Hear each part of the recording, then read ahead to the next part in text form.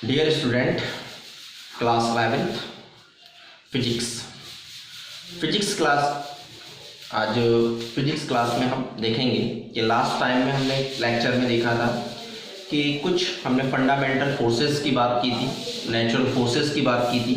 आज हम और फंडामेंटल कंसेप्ट्स की बात की थी। आज हम देखेंगे चैप्टर नंबर 2। वो फर्स्ट चैप्टर फिजिकल वर्ल्ड था। अब हम चैप्टर नंबर 2 पर चलते हैं, यूनिट एंड मेजरमेंट्स। यूनिट और मेजरमेंट के बारे में बात करेंगे हम। तो यूनिट क्या है कि a unit is an international. Unit क्या होता है कि एक इंटरनेशनली एक्सेप्टेड स्टैंडर्ड, एक स्टैंडर्ड होता है जो कि पूरे इंटरनेशनल का होगा, पूरे ऑल ओवर द वर्ल्ड एक स्टैंडर्ड होता है। ठीक है, फॉर मेजरमेंट ऑफ क्वांटिटीज। किस लिए होता है? क्वांटिटीज के मेजर करने के लिए होता है। क्वांटिटीज, बहुत सारी क्वांटिटीज हैं, जैसे कि लेंथ, ठीक है, और मास, ये सब क्या है? फिजिकल क्वांटिटीज हैं। तो फिजिकल क्वांटिटीज को मेजर करने के लिए, ठीक है, फिजिकल क्वांटिटीज को मेजर करने के लिए जो इंटरनेशनल लेवल पर स्टैंडर्ड बनाया जाता है या स्टैंडर्ड एक्सेप्ट कर लिया जाता है, वो स्टैंडर्ड को ही हम क्या कहते हैं? यूनिट कहते हैं। ऐसा नहीं होगा कि इंटरनेशनल स्टैंडर्ड होना चाहिए। ऐसा नहीं है कि हमने जो है इंडिया में किलोग्राम कुछ और हो, पता चले वेट, और हम दूसरे कंट्री में जाएं तो वहां कुछ और हो। ऐसा नहीं, यूनिट से सेम होंगे। इंटरनेशनल लेवल साफ साफ दिया है कि इंटरनेशनली एक्सेप्टेड स्टैंडर्ड होना चाहिए। वो अलग बात है कि हम कहीं पाउंड है, कहीं किलोग्राम है, तो एक रिलेशन है। तो ये नहीं हो सकता कि इंडिया में वही पाउंड कुछ और है या अमेरिका में किलोग्राम का कुछ और है। नहीं, सारे लेवल एक ही होगा इंटरनेशनल लेवल पर। जितनी भी क्वांटिटीज हैं, जैसे कि मैंने एग्जाम्पल दिया था, लेंथ है, मास है, ठीक है, और क्या है? टाइम है। ये सब क्या है? फिजिकल क्वांटिटीज है। इनको मेजर करने के लिए, नापने के लिए, इनको जो मेजर किया जाएगा, नापने के लिए किया जाएगा, जिस चीज का, जिस स्टैंडर्ड का हम यूज करते हैं, वो स्टैंडर्ड क्या कहलाता है? यूनिट कहलाता है। और वो कैसा होता है? इंटरनेशनल लेवल पर एक्सेप्टेड किया जाता है। ठीक है, इसके बाद जैसे कि हम जानते हैं कि कोई भी अगर यूनिट ना होती तो कितना प्रॉब्लम होता। सपोज आप मार्केट जा रहे हैं और कोई वेट में कोई ऑब्जेक्ट ला रहे हैं, तो आप कैसे डिफाइन करते कि 2, 3 दे दीजिए? नो, उसके साथ आप यूनिट का यूज करते हैं। ठीक है, नेक्स्ट आता है मेजरमेंट। मेजरमेंट क्या है? जैसे कि दोनों टॉपिक का ही चैप्टर का नेम है। Measurement consist in numeric quantities. Measurement में क्या होता है? न्यूमेरिक कंसिस्ट रखता है, क्या रखता है? In numeric quantities. Numeric means number, यानी नंबर की कोई क्वांटिटीज रखता है अलॉन्ग विद रिलेटिव यूनिट। उस यूनिट की रिलेशन में क्वांटिटीज रखता है, तब हम उसको मेजरमेंट कहते हैं। जैसे कि आपसे मैं कहूं कि इस चाप की लेंथ बताइए, तो आपको अगर यूनिट कहेंगे तो यूनिट सेंटीमीटर या जो भी है, मिलीमीटर, सेंटीमीटर में बताएंगे। ठीक है, ये यूनिट होगी।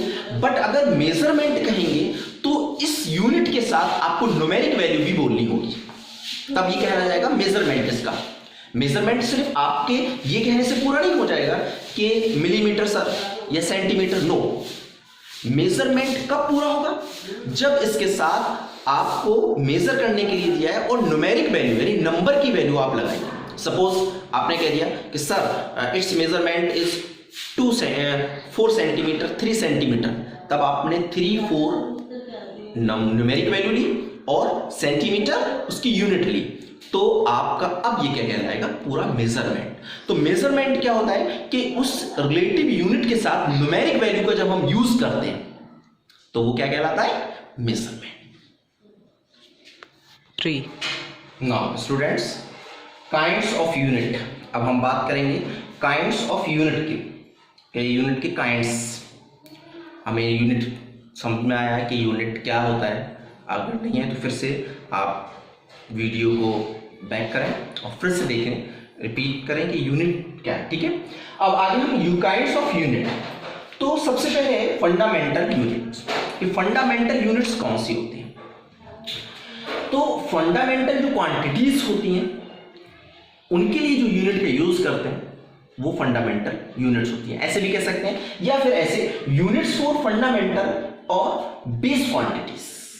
कि जो बेस क्वांटिटीज होती हैं या फंडामेंटल क्वांटिटीज होती हैं उनके लिए जो यूनिट्स का यूज करते हैं वो क्या कहलाती हैं? फंडामेंटल यूनिट्स कहलाती हैं। जैसे कि बहुत सारे, अभी मैं आगे इसको एक्सप्लेन करूंगा कि जैसे कि लेंथ है। लेंथ क्या है? फंडामेंटल क्वांटिटी है, ठीक है। और लेंथ के लिए हम यूनिट क्या यूज करते हैं? मीटर। ऑब्वियसली वो अलग बात है कि हम सेंटीमीटर या, लेकिन मीटर, ठीक है। ऐसे ही फंडामेंटल क्वांटिटी क्या है? मास, ठीक है। मास के लिए हम किलोग्राम, तो किलोग्राम क्या हुई? फंडामेंटल यूनिट हुई। ऐसे ही टाइम, टाइम के लिए हम क्या यूज करते हैं? सेकेंड, तो सेकेंड क्या हुई? Fundamental units. तो ये फंडामेंटल यूनिट्स होती हैं जो बेस, मतलब बेस है, फंडामेंटल है, उनकी वो किसी से ड्राइव नहीं होती, ठीक है। These units, these quantities are free, मतलब स्वतंत्र है, कोई भी जो है किसी पर डिपेंड नहीं है। इसके बाद इसका जस्ट अपोजिट हम आते हैं डराइव्ड यूनिट्स। नाम ही है ड्राइव्ड। ड्राइव्ड मीन्स क्रिएट करना, टू बी क्रिएट, ठीक है। ड्राइव, क्रिएट करना। तो derived units, units which are combinations, वो यूनिट्स जो कॉम्बिनेशंस होती हैं, ठीक है। कॉम्बिनेशन कंबाइन की जाती है, कॉम्बिनेशन होती है। और फंडामेंटल यूनिट्स किसकी? फंडामेंटल यूनिट्स की कॉम्बिनेशन होती है। मतलब जिन यूनिट्स को फंडामेंटल यूनिट्स से डेराइव किया जाता है, जिन यूनिट्स को फंडामेंटल यूनिट्स से क्रिएट किया जाता है, बनाया जाता है, वो यूनिट्स क्या कहलाएंगे? डेराइव्ड यूनिट्स कहलाएंगे। जैसे कि आप जानते हैं, प्रीवियस क्लासेस में आप पढ़ चुके हैं कि what is the unit of speed? Metre per second. Metre per second, you know, two units are used, meter and second. तो this unit is not a fundamental unit because ये unit fundamental unit नहीं है। क्यों? क्योंकि derive किया गया है किस किस से? Metre and second. Metre per second, two fundamental units का यूज किया गया है, मीटर एंड सेकेंड। तो ये यूनिट क्या कहलाएगी? Metre per second. ये कहलाएगी डेराइव्ड यूनिट्स, ठीक है। तो बहुत सारे एग्जाम्पल हो सकते हैं, जैसे कि हाँ और भी हैं कि जैसे कि फोर्स। फोर्स की क्या होती है? यूनिट। फोर्स की यूनिट, फोर्स फॉर्मूला होता है मास इनटू एक्सीलरेशन, मतलब किलोग्राम मीटर पर सेकेंड। तो ये क्या हुए? कितनी यूनिट्स का यूज हुआ? 3, किलोग्राम, मीटर एंड सेकेंड। तो फोर्स की जो यूनिट होगी वो यूनिट क्या कहलाएगी? Derived unit, not fundamental. Fundamental units length unit metre, kilogram, second, etc। तो दोनों में क्लियर डिफरेंस हो कि fundamental units are independent, they are free, depend नहीं होती हैं, वो बेसिक फंडामेंटल यूनिट्स हैं। और डेराइव्ड यूनिट्स में वो फंडामेंटल यूनिट्स का यूज करके क्रिएट की जाती है, फंडामेंटल यूनिट्स से क्रिएट की जाती है, डेराइव्ड किए जाते हैं, नाम ही है derived units. Okay, now students हम बात करेंगे सिस्टम ऑफ यूनिट्स। अब हम एक सिस्टम, यूनिट्स तो हमने समझा, 2 टाइप की यूनिट्स को समझा कि जैसे फंडामेंटल यूनिट्स, ठीक है, और डेराइव्ड यूनिट्स। यूनिट्स क्या हैं, कैसे टाइप्स हैं। अब हम बात करते हैं सिस्टम ऑफ यूनिट्स की, कि इन यूनिट्स का सिस्टम क्या है। तो सिस्टम क्या होता है? फंडामेंटल एंड डेराइव्ड यूनिट्स, दोनों यूनिट्स की बात हो रही है जो अभी हमने बात की है। Fundamental and derived units, both units together form, जब दोनों साथ साथ आती है, फॉर्म होती है, तो वो क्या कहलाता है? सिस्टम ऑफ यूनिट्स कहलाता है, यानी यूनिट का सिस्टम। कौन कौन से? दोनों फंडामेंटल और डेराइव्ड यूनिट्स, दोनों यूनिट्स जब सिस्टम टुगेदर होती हैं तो वो क्या कहलाता है? System of units. अब हम बात करते हैं सिस्टम ऑफ यूनिट में सीजीएस सिस्टम, नाम ही जैसे कि बहुत easily CGS system. C is applied for centimeter and G for applied gram, S for second। मतलब CGS सिस्टम में यूनिट्स को, जो फंडामेंटल यूनिट्स हैं उसमें सेंटीमीटर, ग्राम और सेकंड को रखा गया, तो उस सिस्टम का नाम दे दिया गया CGS सिस्टम। ठीक है, इसके बाद MKS system, M for metre, K for kilogram and S for second. तो जो फंडामेंटल यूनिट्स में थी मीटर, किलोग्राम, सेकंड, इनको बनाकर सिस्टम में लगाया गया, सिस्टम रखा गया, तो उस सिस्टम का नाम MKS सिस्टम किया गया। ठीक है, इसके बाद FPS system, F for foot, which is the unit of length, P for pound, which is the unit of